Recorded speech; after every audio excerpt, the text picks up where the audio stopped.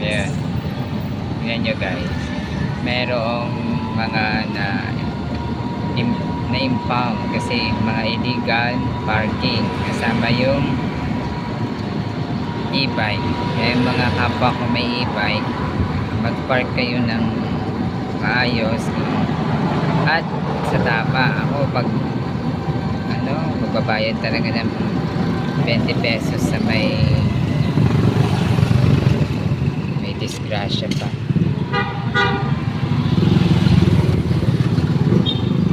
Pero pang disgrasyang nangyari. Kanina nakita natin mga illegal parking na impound. Kaya kanina naman nadaanan namin yung nagbanggaan, natumba yung motor. So hopefully maging maayos yung mga drivers,